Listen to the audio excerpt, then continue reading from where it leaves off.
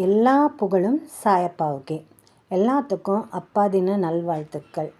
நாம் சாயப்பாவை கும்பிட்றதுனால சில பேர்த்துக்கெலாம் எப்படி தான் இருக்குமோ தெரில, நம்ம எல்லாத்தையும் தான் கும்பிட்றோம்.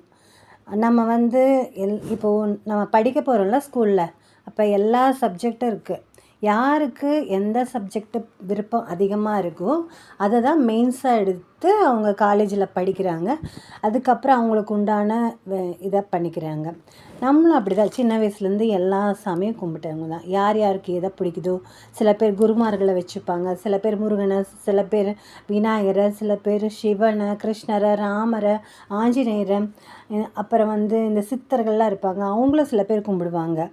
இவங்கெல்லாம் ஒன்றா அங்கே வடநாட்டிலேருந்து வந்தங்காட்டி அவர் மட்டும் வேறு மாதிரி ஆயிருமா? என்னப்பா ஃபீல் பண்ணுறாங்க எல்லாரும்? கடவுள் எல்லாருமே ஒருத்தரே ஒருத்தர் தான். இப்போ சாயப்பாவை கும்பிடாதனால எங்கள் வீட்டில் பாக்கி விநாயகர் ஃபோட்டோலாம் இல்லைன்னு நினைக்கிறீங்களா? எல்லாமே இருக்க தான் செய்யுது. ஒருத்தர் கமெண்ட்ஸ் பண்ணியிருந்தார், இந்த மாதிரி உள்ளே இங்கே இருக்கிற சாமியை கும்பிடுங்க அப்படின்ற மாதிரி போட்டிருந்தாரு. அதுக்காக சொல்கிறேன், ஃபாரினில் கும்பிட்டாலும், இயேசுவை கும்பிட்டாலும், அல்லாவை கும்பிட்டாலும் கடவுள் எல்லாம் ஒன்று தானே. நம்ம பேர் தானே பலதாக வச்சுக்கிட்டோம். இவ்வளோ தூரம் சொல்கிறவங்களுக்கு இது ஏன் புரியலன்னு தெரியல. சரி, நம்ம அதை ஒருத்தரோட கருத்தை நம்ம இது பண்ணக்கூடாது. அதனால தான் இதோட டாப்பிக்கே என்னென்னா, கண்டுக்காமல் போயிடணும் எல்லாத்தையும். அப்போ தான் நம்ம வாழ்க்கையில் ஜெயிக்க முடியும். இது ஒரு சாதாரண மேட்ரு தாங்க. நம்மளுக்கு சீரியஸான மேட்ரு, சீரியஸான பிரச்சனைகள், தீர்க்க முடியாத பிரச்சனைகள், அதாவது அது மனதளவுலையாகட்டும், உடம்பளவுலையாகட்டும், நம்மளை போட்டு படுத்திகிட்டு இருக்குல்ல, அதுகளுக்கெல்லாம் என்ன நம்ம செய்யணும்னு நான் உங்களுக்கு உதாரணத்துக்கு ஒரு உதாரணம் சொல்கிறேன். என்னன்னு கேட்டால், நம்ம வீட்டுக்கு யாராவது வராங்க. வரும்போது இப்போ நானே எங்கேயாவது உங்கள் வீட்டுக்கே வரேன்னு வச்சுக்கோங்களேன். அப்போ என்ன சொல்கிறேன்னா, ஏம்மா நான் வந்திருக்கேன் அப்படிங்கிறோம். நான் உங்களுக்கு அதிகமாக அறிமுகமே இல்லை. அப்போ நீங்கள் என்ன தானேம்மா உள்ளே வேலை செஞ்சுருக்கேம்மா, நீங்கள் என்ன சொல்வீங்க? ஏம்மா ஒரு முக்கியமான விஷயத்துக்காக நான் வந்திருக்கேன், ஆனால் உங்கள்கிட்ட எனக்கு அறிமுகமே இல்லை. அப்போ நீங்கள் என்ன சொல்வீங்கன்னா, ஏம்மா எனக்கு வேலை இருக்குமா, நீ போய் பார்த்துட்டு வாமா அப்படின்னு சொல்வீங்க. அப்போ நான் கண்டுக்காமல் போயிடுறேன். என்னோடய முக்கியமான விஷயத்த கூட உங்கள்கிட்ட சொல்லணும்னு எனக்கு தோணாது. ஆனால் நான் உங்களுக்கு தெரிஞ்சவங்களாவோ க்ளோஸாவோ இருந்தால் என்ன செய்வீங்க? இம்பார்ட்டன்ஸ் கொடுப்பீங்க, உட்காருவீங்க, பேசுவீங்க, எல்லாம் பண்ணுவீங்கல்ல. அதே மாதிரி தான் சில விஷயங்கள் என்ட்ரி ஆகும்போது நம்ம கண்டுக்காமல் போயிட்டோன்னு வச்சுக்கோங்களேன், அதனால நம்மளுக்கு துன்பம் ஜாஸ்தி இருக்காது. நம்ம அதை கண்டுக்கிட்டு வந்துருச்சே வாப்பா நீ உட்காரு புடின்னா நம்ம டைம் வேஸ்ட் ஆகும். 10 நிமிஷத்துக்கு மேலே பேசுகிறதெல்லாம் வேண்டாத விஷயங்கள். நம்மளை தாண்டி யாருக்கிட்டேயுமே நம்ம பேசக்கூடாது. நானும் நீயும் பேசுகிறேன்னா நானும் நீ மட்டும்தான் பேசணும். நம்மளை தாண்டி பக்கத்தில் இருக்கிறவங்க, நம்ம வீட்டில் இருக்கிறவங்க, அவங்க வீட்டில் இருக்கிறவங்க, மற்றவங்கள பேசுகிறதுக்கு நம்மளுக்கு எதுனங்க அதிகாரம்? நாம் பெற்ற பிள்ளைங்களாகட்டும் பையங்களாகட்டும் ஒரு குறிப்பிட்ட வயசு வரைக்கும் தான்.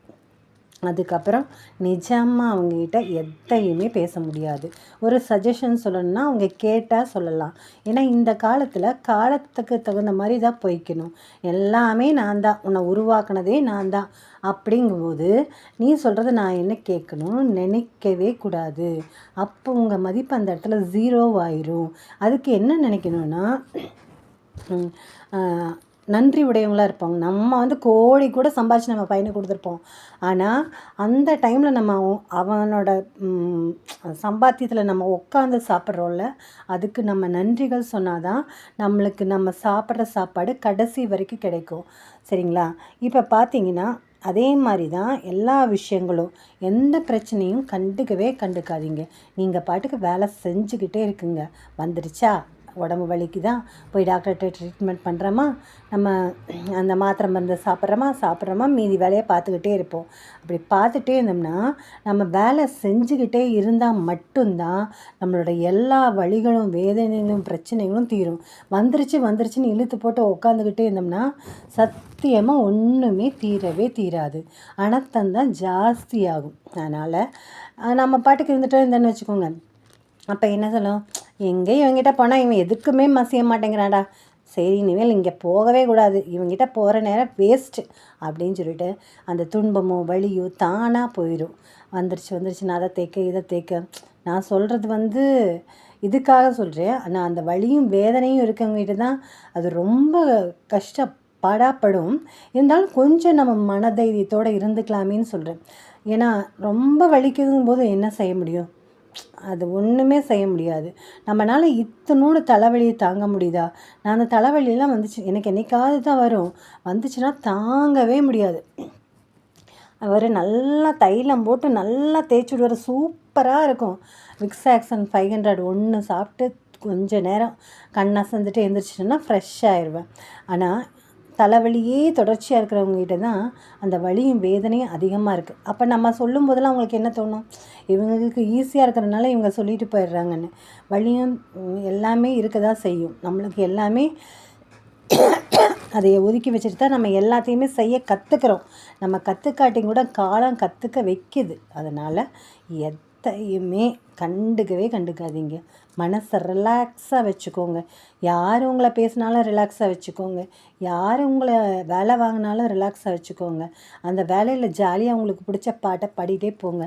எனக்கு தெரிஞ்ச ஒரு பெரியவர் சொல்வார், ஏம்மா நோயெல்லாம் ஒரு பக்கம் இருந்துகிட்டே போட்டுமா, நம்ம வேலையை நம்ம தாம்மா செஞ்சுக்கணும் அப்படின்ட்டு.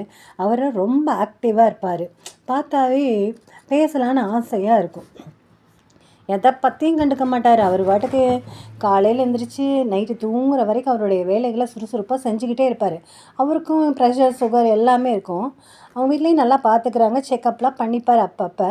அவர் சொன்ன ஒரு வாக்கியம்தான் மனசில் ஆழமாக பதிஞ்சிருச்சு. என்ன விஷயம் இருந்தாலும் கண்டுக்கவே கூடாது.